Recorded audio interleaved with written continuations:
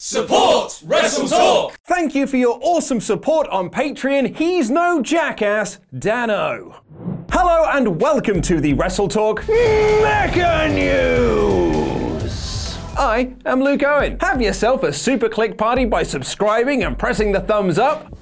And leave a comment down below to answer our question of the day. Do you think that Sasha Banks is really leaving WWE, or is it all just rumor and innuendo? We've got a packed news show for you today, including all the latest from the Sasha Banks situation, the Undertaker signing a new WWE deal, and is Bobby Lashley leaving WWE after SummerSlam? Click the timestamps down below to jump to any of those stories. But first, before we get into the news, I wanted to extend a huge congratulations to my boss and one of my best friends in the whole world, Oliver Davis, for completing the Brighton Marathon yesterday. Those of you who watched our live streams over WrestleMania weekend will know that Ollie was a bit worried about the marathon, pretty much due to his lack of training and how easy he was swayed to have a drink even though he was supposed to be teetotal until the run. But he completed the marathon with apparently little trouble, although he did text me yesterday saying he's never running again, so there is that. He'll have more stories from the run in the intro of tomorrow's Wrestle Ramble podcast, one of the banging podcasts to listen to alongside Talk is Jericho. Not my words, Carol, the words of Metro newspaper. And a special thank you goes out to every single one of you who helped WrestleTalk pass the 700,000 subscriber mark over the weekend. And not far behind WrestleTalk, Screenstalker also passed 32,000 subscribers thanks to all their great movie and video game news. You should really check them out. It's time again to ask what the heckins is going on with Sasha Banks. It was reported late last week that Sasha Banks was unhappy with her position in WWE, especially after losing the Women's Tag Team Championships, as she was reportedly under the impression that she and Bayley would get a long run with the belts to make them feel prestigious. Banks then pulled out of an appearance on the Wendy Williams show, with the New York Post reporting that the show will never book her to be a guest again due to Banks pulling out at the very last minute. Banks posted a lengthy statement about missing the magic of where she works, and it was reported by Dave Meltzer in the Wrestling Observer newsletter that Banks tried to quit over WrestleMania weekend when she found out she would be dropping her tag titles to the Iconics, which was then backed up by the equally reliable Sean Ross Sapp of Fightful, who added that Bayley was also clearly frustrated by the entire situation. New details have since emerged about the backstage situation over the weekend, with Ryan Satin of Pro Wrestling Sheet posting on Twitter that 4 different sources told him Sasha Banks and Bayley were laying on the floor of the locker room on Sunday and back at the hotel in front of one of their rooms, loudly making it known that they were unhappy about losing the tag titles. While this may seem like extreme codswallop, this report has been backed up by the very reliable WrestleVotes on Twitter, who posted, "I heard this also but didn't want to report simply because I didn't believe it. However, if Ryan Satin heard it as well, good chance it's true." As if jumping on the action, the always disgruntled Russo posted cryptically, "Botchmaster is unhappy,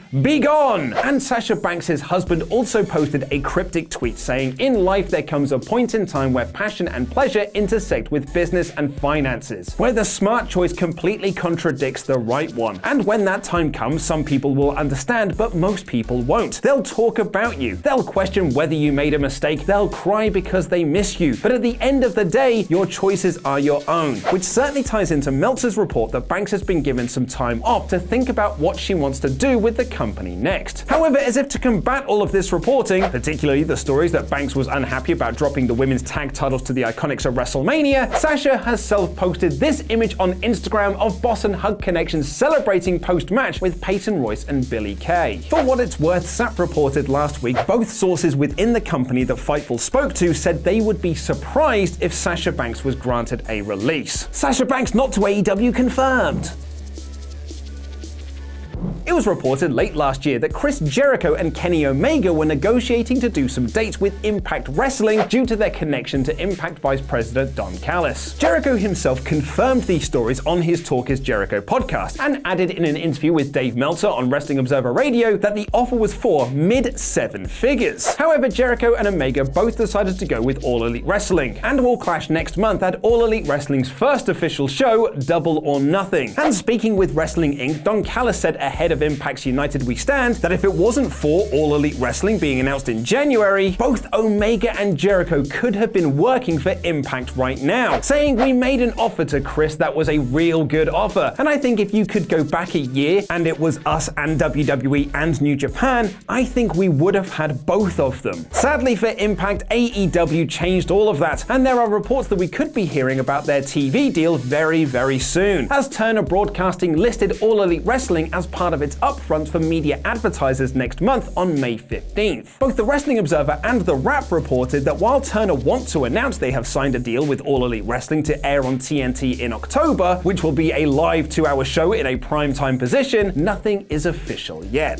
WrestleTalk.com have now exclusively revealed that the reason nothing has been announced yet is that Turner haven't made a decision on which station AEW will air if they do pen a deal, and it all comes down to the strength of their roster. WrestleTalk.com writes whether or not the channel will be TNT or TBS hinges on the roster of talent they can get, whether they can get a big enough roster of wrestlers and enough recognizable ones. Sasha Banks to AEW now confirmed. Someone who has officially signed with All Elite Wrestling, however, is Darby Allin, who was revealed to be joining the promotion on the most recent episode of Road to Double or Nothing. Allin was rumored to be joining AEW for some time, and although he's not had a match announced for Double or Nothing next month, he was announced to be facing Cody Rhodes at Fyter Festival on June 29th, which is All Elite Wrestling's partner show with CEO Gaming Championships, which will also see Omega team with the Young Bucks to take on Pac and the Lucha Brothers. Double or Nothing will also see the return of the over-the-budget Battle Royal, with AEW announcing that appearing in this year's match will be Brian Pillman Jr. and former WCW wrestler and Mortal Kombat-inspired gimmick Glacier. And Double or Nothing could be the reason that Money in the Bank was moved by WWE. Typically the month after WrestleMania, WWE don't have any big shows, with Money in the Bank then coming in June or July as the palate cleanser between WrestleMania and SummerSlam. However, this year's Money in the Bank was moved to May 19th. Don't tell Kane. The rumor was that WWE moved Money in the Bank as their planned Saudi Arabia show had also been moved from May to June. However, Dave Meltzer is now speculating, and that is speculating, not reporting, that WWE could have moved the show in order to compete with All Elite Wrestling's Double or Nothing, which takes place just 6 days later. And that's not the only AEW event that has caused WWE to make some plans change.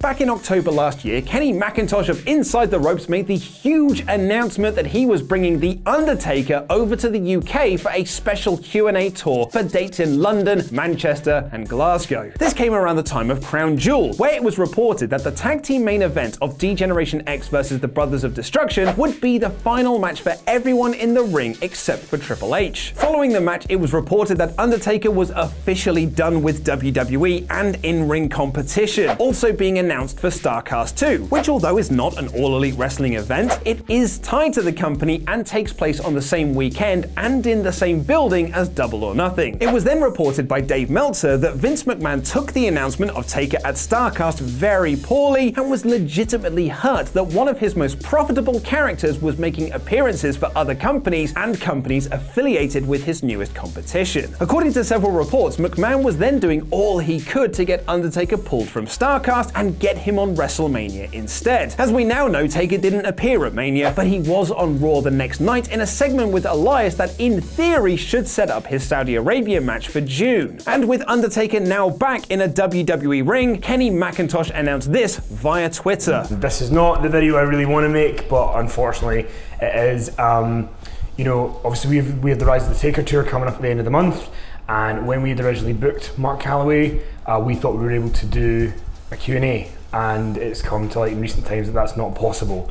We've tried everything we can to make it happen, and unfortunately, we're not able to make that portion of the event happen. Inside the Ropes have instead announced that while Undertaker will still be doing his meet and greet sessions, Mick Foley will be stepping in to do the Q&A portion of the evening to discuss his career and matches against The Undertaker. Foley himself has since revealed via Facebook that Undertaker pulling out of the Q&A portion of the evening was not his choice and demanded by WWE, writing, "Sometimes things happen and it's no one's fault. I believe WWE was just doing what they felt was best best to keep the mystique and aura surrounding the single greatest character in company history alive and well. It certainly wasn't Undertaker's fault either. In fact, he flew to Connecticut to convince WWE to let him do the tour in some way, shape, or form. But when the contractual dust settled, Kenny McIntosh found himself without the spoken word part of the biggest spoken word tour he's ever put together, maybe the most highly anticipated spoken word tour the wrestling world has ever known. This has also led to Dave Meltzer to report on Wrestling Observer Radio that Undertaker has indeed signed a new deal with WWE in an effort for them to stop him doing more appearances for non-WWE affiliated groups. For what it's worth, at the time of this recording, The Undertaker is still listed for StarCast 2 on May 23rd to 26th, but that could very well change. StarCast also trademarked the name Dead Man Talking, which led to some speculation that Conrad Thompson was going to extend his podcast empire to do a show with Undertaker, or at the very least do a live Q&A at StarCast, but nothing was ever announced. And with Inside the Ropes pulling the Q&A portion of Undertaker's tour, it's likely he will only be doing signings if he's doing anything at all. But while Undertaker has reportedly signed a new deal, someone might be leaving the company soon. Prior to signing with WWE, Dave Meltzer reported that Lashley's representatives were saying that part of his deal would be a Universal Championship match with Brock Lesnar at SummerSlam, with Lashley himself talking about the big plans he had when joining WWE. Those plans sadly never materialized though, with Lashley instead talking about his sisters, forgetting the words to Rockin' Robin, and pointing to his butt with new manager Leo Rush. And like his SummerSlam cancelled opponent Brock Lesnar, the world of MMA is still calling to Lashley, who told Sky Sports that he's still under contract to Bellator and he still wants to fight, going as far to say that he could leave WWE after SummerSlam. He told Sky Sports, "I feel great, my body is 100%, I think I could fight maybe this summer, maybe after SummerSlam I'll talk to Vince McMahon and see if I can't win the Universal title, then go to Bellator and win their title also." Now this doesn't exactly mean that Lashley will be leaving WWE for good, but he will need to take some time off in order to train for that Bellator fight. But unlike Bobby Lashley, we're not going anywhere after SummerSlam, and unlike The Undertaker, we won't be cancelling a live Q&A, as we're heading back to the Prince Charles Cinema on May 7th for a screening of the classic WCW movie Ready to Rumble, and then hosting a live episode of Wrestle Ramble where we'll talk about David Arquette's run in WCW and what him winning the World Championship did for professional wrestling. Tickets for the screening are available now via the video description below. We had a great time meeting members of the SWAF Nation at our last show, and we cannot wait to meet more of you on May 7th. And you can also get your ticket by clicking the link over there. And a special thanks to our Patreon pledge hammers, some of which you can see scrolling their way into my stomach.